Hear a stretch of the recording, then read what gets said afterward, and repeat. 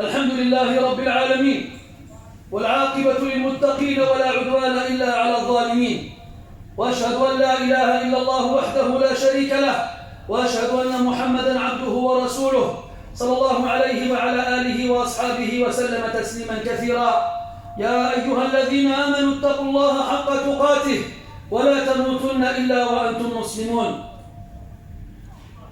Les gens qui parlent à l'extérieur, barakallahu fikum, soit vous parlez doucement, soit vous sortez, vous ne dérangez pas. Mes très chers frères et sœurs, Allah subhanahu wa ta'ala dans le Coran nous dit, dans le sens du verset bien entendu, il appelle à notre réflexion et à notre attention. Alam tara, ne vois-tu pas qu'Allah Ta'ala a fait descendre du ciel une eau, la pluie, avec laquelle il a fait sortir de la terre des fruits de toutes les couleurs. Samaratin mukhtalifan alwanuha. Et dans les montagnes, on observe des sillons, comme des chemins, de couleurs différentes, rouge, noir, blanc, ainsi que des rochers à la noirceur très prononcée.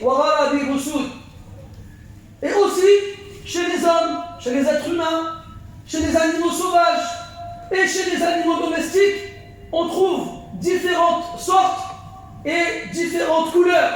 De la même façon, puis Allah dit, certes, ne craint Allah Ta'ala réellement parmi ses serviteurs que les sages. L'autre verset, Allah Ta'ala dit, parmi ces signes, les signes qui indiquent qu'il est le Créateur suprême, subhanahu wa ta'ala, la création des cieux et de la terre, et la variété dans les langues que vous parlez et vos couleurs. Là, Allah s'adresse aux êtres humains. La variété dans vos langues et la variété dans vos couleurs. Certes, il y a en cela des signes pour ceux qui savent. Et dans notre lecture, pour tout le monde. N'importe qui voit dans la création la variété des couleurs, dans les fleurs, dans les fruits, dans les plantes, les légumes, dans les animaux, dans les êtres humains, eh bien, il voit en cela la puissance et la perfection du Créateur. Et Allah Ta'ala n'a pas fait cette différence dans la couleur chez les humains un moyen pour que certains se sentent meilleurs que d'autres. Non, il a fait de cela des signes pour ceux qui réfléchissent, pour ceux qui raisonnent et pour ceux qui savent, pour qu'ils comprennent que tous ces êtres humains-là, c'est Allah Ta'ala le seul qui les a créés.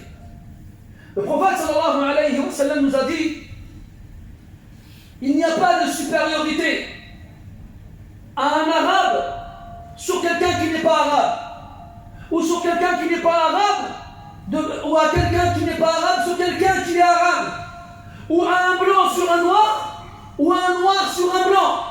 Aucun de cela n'est supérieur à l'autre, parce qu'il est arabe, ou parce qu'il est blanc, ou parce qu'il n'est pas arabe, ou parce qu'il est noir. Non. Le meilleur auprès de nous, le meilleur chez nous auprès d'Allah Azza wa Jal, c'est le plus pieux. Nous venons tous de Adam alayhi salam. Et Adam a été créé à partir de la terre. Tous. L'arabe, celui qui n'est pas arabe, le blanc, le noir, sont tous les enfants de Adam alayhi salam. Allah dit dans le Coran, ô vous les gens, nous vous avons créé à partir d'un homme et d'une femme, d'un mâle et d'une femelle, de Adam et de Hawa. Seulement. Tous. Quelle que soit votre origine, votre nature ou votre couleur. Et nous avons fait de vous des peuples et des tribus différentes pour que vous vous connaissiez. Pour que vous vous reconnaissiez. Puis il dit, Inna akramakum indallahi atqakum. Le plus honorable auprès d'Allah parmi vous, c'est le plus pieux. Le plus pieux. Chers frères et sœurs, je sais très bien que vous avez compris où je voulais en venir.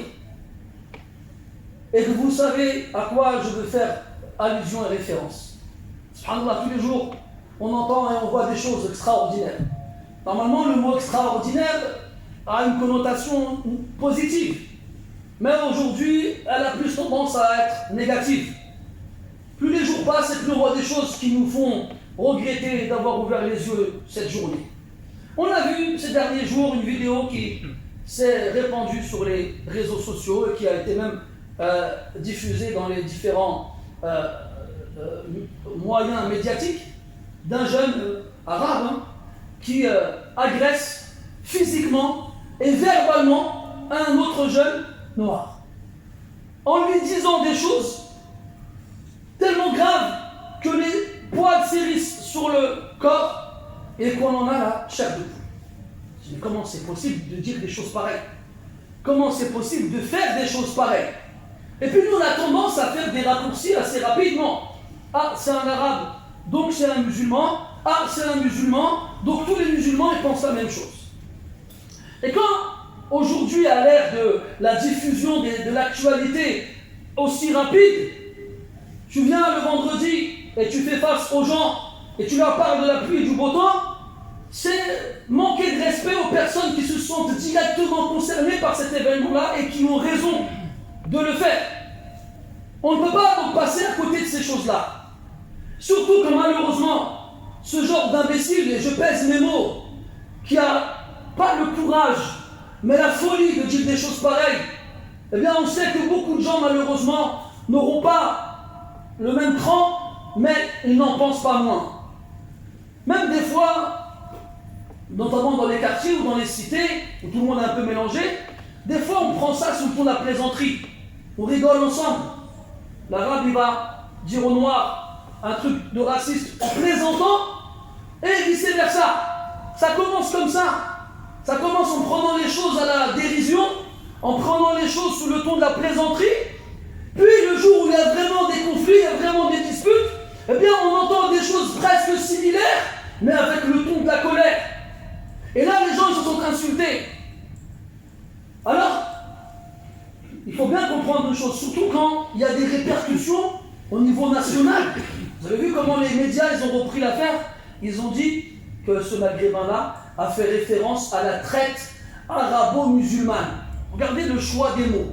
La traite arabo-musulmane. Quand on parle de traite d'esclaves chez eux, ils emploient quoi comme terme? Traite négrière. C'est le mot qu'ils utilisent. Quand ils parlent de leur traite des esclaves, ils ne disent pas traite franco-européenne. Non. Ou bien européenne catholique. Non. Ils disent négrière. Stop. Mais là, il y a un individu qui dit des choses gravissimes. C'est devenu faire référence à la traite arabo-musulmane. Et là, à cause d'un individu, eh bien, c'est toute une communauté qui est visée. Et ce qui est grave, moi, ce qui me fait vraiment mal au cœur quand je vois des choses pareilles, pas les mots qu'ils utilisent en parlant de la traite, mais quand je vois des images aussi abjectes, aussi dégoûtantes, qui te donnent envie de vomir, c'est que ces gens-là, ils disent on est des musulmans. Tu vas le voir, il fait le ramadan, tu vas peut-être venir à la mosquée pour la prière du vendredi, pour la prière de l'Eid, tu vas lui demander comment ça va, il va dire alhamdulillah, ça va. Ah bon, alhamdulillah. Ah bon? T'as oublié que le noir que t'as insulté, c'est Allah qui l'a créé? T'as oublié que le noir que t'as insulté, c'est Allah qui a choisi qu'il soit noir? Est-ce que quelqu'un ici a choisi la couleur de sa peau? Personne ne choisit la couleur de sa peau. C'est Allah Ta'ala qui choisit. Et c'est Allah Ta'ala qui crée. Donc quand toi tu insultes quelqu'un pour la couleur de sa peau, eh bien c'est pas lui que t'insultes. C'est le choix qu'Allah Ta'ala il a fait. Et c'est sa sagesse. Subhanahu wa ta'ala. Ce qui est encore plus grave.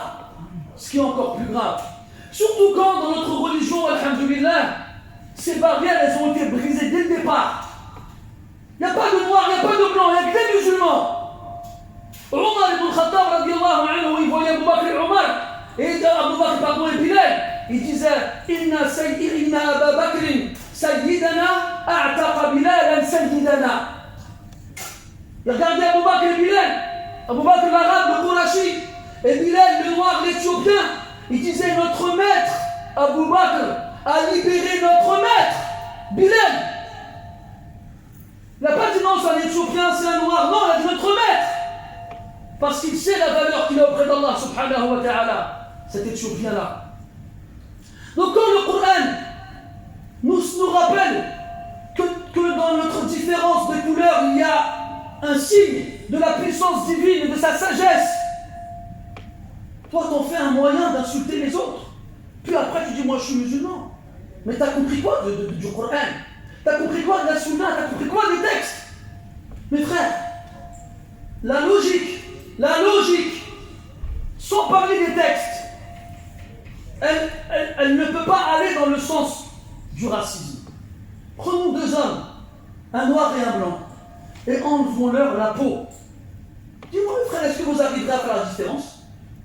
Quand vous ne verrez que les muscles, les organes, les veines, la chair, mes frères, notre sang a la même couleur. Les os qui forment notre squelette ont la même couleur. Allah subhanahu wa ta'ala ne s'arrête pas sur l'apparence ou sur les visages. Comme le prophète a dit sallallahu alayhi wa sallam. Il a dit Allah ne regarde pas vos visages ni vos apparences, il regarde vos cœurs et vos actions. Est-ce que vous avez déjà vu des animaux de même race qui ont des couleurs différentes s'attaquer, s'éloigner les uns des autres? Jamais. Je vois des chats de toutes les couleurs, des noirs, des blancs, des tachetés, des tigrés. Et d'ailleurs, généralement, subhanallah, tu vois même en eux le mélange de ces couleurs-là. Il y a un chat qui va avoir le pelage noir et le pelage blanc. Un autre qui va avoir le pelage gris et le pelage marron, et ainsi de suite. Est-ce qu'on a déjà vu des animaux, un chat refuser d'aller avec un autre chat, ou bien un chat attaquer un autre chat parce qu'ils n'ont pas la même couleur de pelage? Non. Et c'est pas que chez les chats, ça, c'est dans tous les animaux. Donc l'être humain qui est plus bête qu'un simple animal, jusqu'à faire des différences avec les gens parce qu'ils n'ont pas la même couleur de peau, qu'est-ce qu'il voit? C'est lui qui devrait être critiqué et insulté, pas pour son apparence, ni pour son origine, mais pour sa stupidité. Parce que celui qui comprend comme ça, il n'a rien dans la tête. Et je ne parle pas du cœur, parce qu'il n'a pas compris les paroles de son Seigneur, subhanahu wa ta'ala. Wallah, c'est grave d'en arriver là. Et c'est grave de devoir consacrer un vendredi dans lequel on doit rappeler aux gens ces choses-là. Ne les prenez pas à la légère. Ne vous dites pas, non, c'est un cas isolé. C'est faux. C'est faux. Ça fait des années dans les cités, entre les jeunes, qu'il y a ce petit jeu. Ce petit jeu de sale noir ou sale arabe. Et on a accepté, c'est devenu normal. Ne le laissez pas passer. Ne vous dites pas, non, c'est pas grave, il rigole, c'est mon copain. Ça, c'est pas des choses que les amis se disent les uns les autres. Et pire que ça, c'est pas des choses que les musulmans se disent les uns les autres. Donc on craint Allah, parce que celui qui se moque de ces choses-là ne fait que se moquer des signes d'Allah subhanahu wa ta'ala. Et Allah dit dans le Coran, قُلْ أَبِاللَّهِ وَآيَاتِهِ وَرَسُولِهِ كُنْتُمْ تَسْتَهْزِئُونَ لَا تَعْتَذِرُوا قَدْ كَفَرْتُمْ بَعْدَ إِيمَانِكُمْ. Est-ce d'Allah, de ses signes et de son messager dont vous vous moquez? Ne vous excusez pas, vous avez certes mécru après avoir eu la foi. C'est grave. C'est pas des choses à prendre à la légère. Wallahi, combien on a vu d'hommes à la couleur blanche dont le cœur était plus noir que le charbon? Combien on a vu d'hommes à la couleur noire dont le cœur était plus blanc que la neige? Et notre religion, alhamdulillah, nous a éduqués là-dessus. Depuis toujours. Avec Bilal en premier et de nombreux savants dans notre communauté qui étaient noirs et qui ont été respectés et qui ont été honorés. Et jusqu'à aujourd'hui, on fait leurs éloges et on demande à Allah qu'il leur fasse miséricorde et qu'il leur les récompense pour le bien qu'ils ont fait. Ça, c'est pas une nouveauté. Pourquoi aujourd'hui alors il y a des gens qui crient « Moi je suis ci, moi je suis ça, et toi t'es noir » et après, tu peux être ce que tu veux. Si dans ton cœur, c'est plus noir que la nuit sans étoiles ni lune, auprès d'Allah tu vaux rien. Tu ne vaux rien, et ce qui compte c'est est-ce qu'on vaut quelque chose auprès d'Allah subhanahu wa ta'ala. Et si Allah ta'ala a créé Adam à partir de la terre, cette terre que l'on foule avec nos pieds tous les jours, c'est pour qu'on reste modeste, pour qu'on se rabaisse les uns devant les autres et qu'on ne fasse pas preuve d'orgueil les uns devant les autres, jusqu'à ce que certains se sentent supérieurs à d'autres ou qu'ils pensent qu'ils ont le droit d'attaquer les autres Non, ça n'est pas dans notre religion, ça n'est pas dans nos principes, ça n'est pas dans nos valeurs. Craignez Allah, mes frères. Craignez Allah avec ces choses-là. Ne les laissez pas prendre du terrain. Ne les laissez pas se reproduire. Wallah, quelqu'un comme ça, dans un pays qui appliquerait la loi d'Allah Azza wa Jal, on le met en place publique et on le punit pour en faire un exemple aux autres, pour que jamais ça se reproduise. Mais non, il y a ceux qui sont pris de fierté, et après ça commence à faire des bagarres sur les réseaux sociaux. Non, mes frères, soyez plus intelligents que ça. C'est nous, normalement, les premiers, les Arabes, qui devraient attraper ces gens-là et les corriger, pour leur apprendre des bonnes manières, et pour que jamais plus elles se reproduisent, et pour que nos frères et sœurs noirs, ils savent que ces choses-là n'arrivent que de la part de gens stupides et imbéciles. Et que ce n'est pas les Arabes contre les Noirs, ou les Noirs contre les Arabes, non, c'est les musulmans tous ensemble. نسأل الله سبحانه وتعالى لا يؤاخذنا بما فعل السفهاء منا. Qu'Allah ne nous punisse pas à cause des imbécilités faites par les sots parmi nous. نسأل الله تعالى ألا يحرمنا خير ما عنده بسوء ما عندنا.